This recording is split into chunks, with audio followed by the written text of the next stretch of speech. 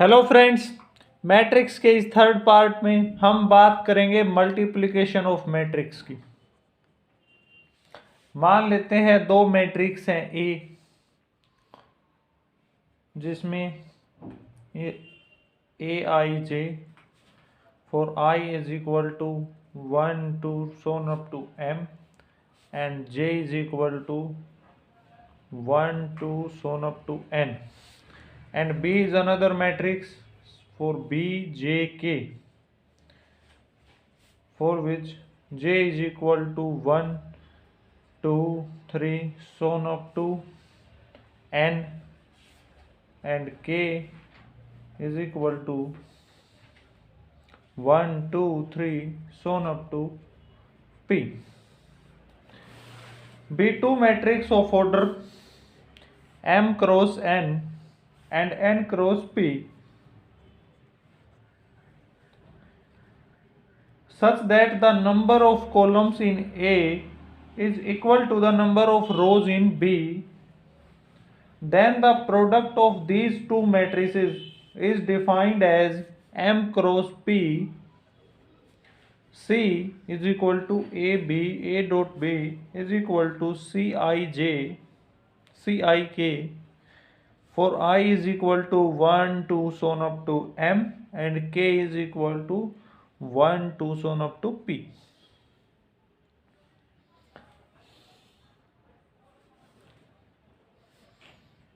And every Cik is equal to summation of I is equal j is equal to 1 to n aij dot bjk. It means ai1 b1k plus ai2 b2k shown up to ain bknk. In matrix A dot B, A is called as prefactor and B is called as postfactor.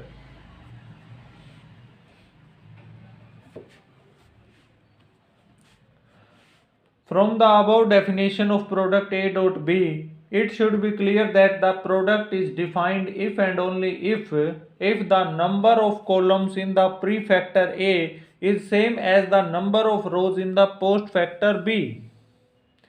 Two such matrices A and B are said to be comfortable for the multiplication A and B.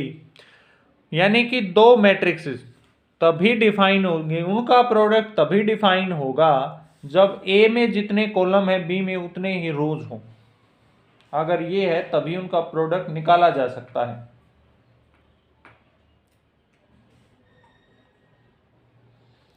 और अगर A matrices का order m cross n है तो B का n cross p अगर है तो जो A इन दोनों की A डॉट प्रोडक्ट से जो आएगा उसका ऑर्डर m क्रॉस p आएगा।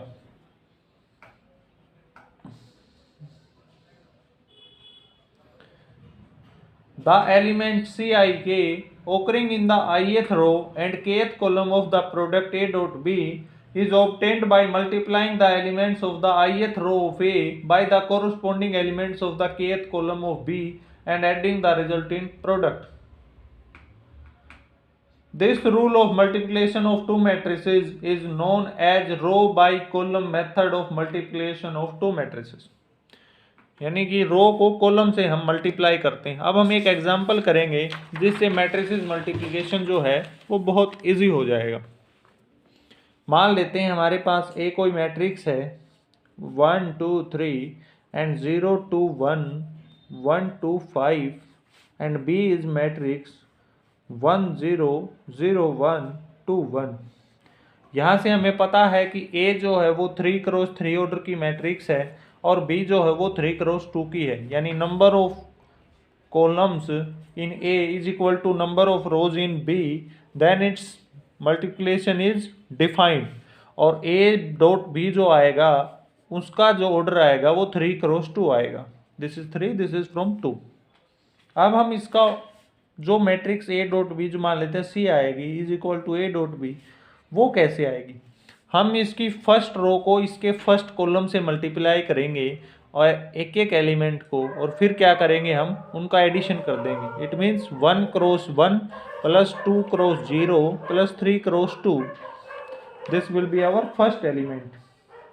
द सेकेंड वन 1 क्रॉस 0 या 0 क्रॉस 1 प्लस में 2 क्रॉस 1 प्लस में 1 क्रॉस 1. सेकेंड रो को सेकेंड एलिमेंट से मल्टीप्लाई किया. सिमिलरली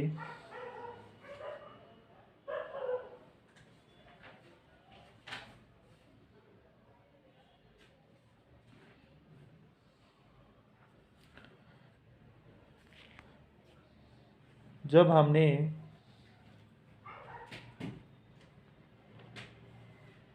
थर्ड रो को हम करेंगे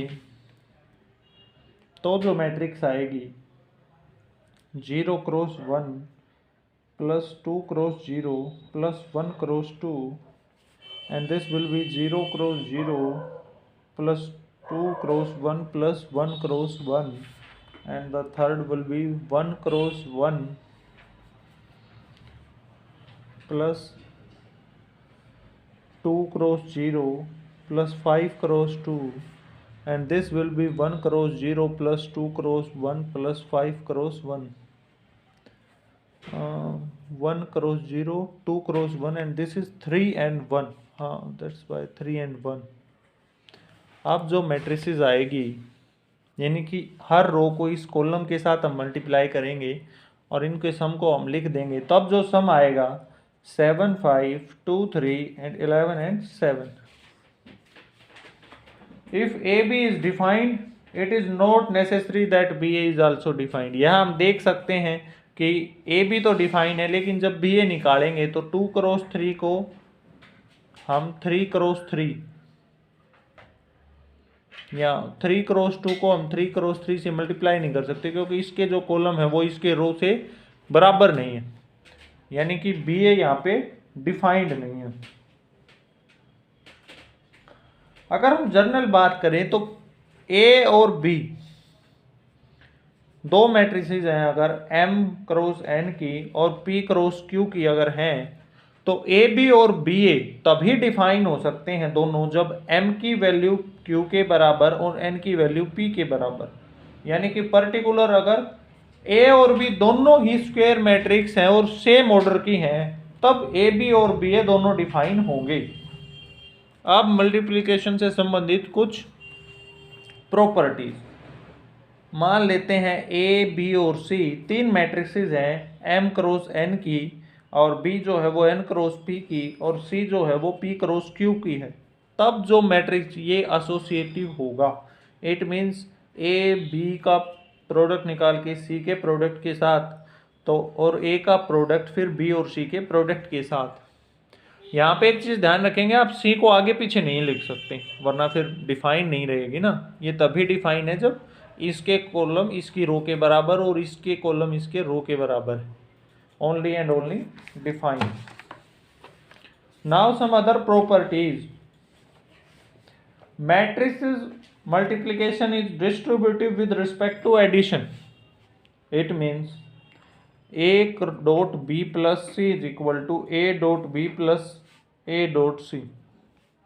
और ये तभी पॉसिबल है जब इनका मल्टीप्लिकेशन पॉसिबल होगा. Similarly B plus C of A is equal to BA plus का C. आप ध्यान रखेंगे इसको AC नहीं लिख देंगे क्योंकि ये कम्यूटेटिव नहीं होगा. अब बात करेंगे कम्यूटेटिव के बारे में. दो मैट्रिसेस का मल्टीप्लिकेशन कम्यूटेटिव नहीं होता है, और ये बिल्कुल भी जरूरी नहीं है. A डॉट B जो है, अगर दोनों डिफाइंड भी है ना, तब भी उनका जो प्रोडक्ट का जो मैट्रिसेस रिजल्ट आएगी वो इक्वल नहीं आएगी. कुछ एक केस ऐसे हैं जहां पर ये दोनों भी बराबर आ जाती हैं. मान लेते हैं A जो है वो 1 0 0 1 है और B जो है वो 0 1 और 1 0 है. ऐसी दो मैट्रिक्स हैं. तो जब हमने A B को निकाला तो आई हमारे पास 0 1 1 0 और बी ए को जब हम निकालेंगे वो भी 0 1 1 0 आएगी। यहाँ पे ए बी और बी ए बराबर आ रहे हैं, इसका मतलब क्या है, the multiplication of diagonal matrices of same order is commutative. ऐसी डायगोनल मैट्रिसेस जो हो, डायगोनल मैट्रिसेस जिनके डायगोनल को छोड़ करके बाकी सारे एलिमेंट 0 हो, ऐसी मैट्रिसेस जिनका प्रोडक्ट कम्यूटेटिव आएगा। और दो matrices can be null matrix या product of two matrices can be null even both are not null matrices।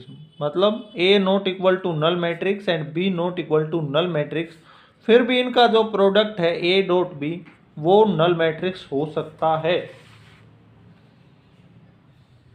Similarly identity matrix of same order, अगर A कोई मान लेते हैं मैट्रिक्स है जिसका ऑर्डर है m क्रॉस n है, तब जो आइडेंटिटी मैट्रिक्स m है उसकी A के साथ जो प्रोडक्ट है वो बराबर होगी A dot I of n is equal to A के बराबर, जहाँ पे I जो है वो m क्रॉस n ऑर्डर की आइडेंटिटी मैट्रिक्स, और ये हम प्रूव भी कर सकते हैं। Thank you.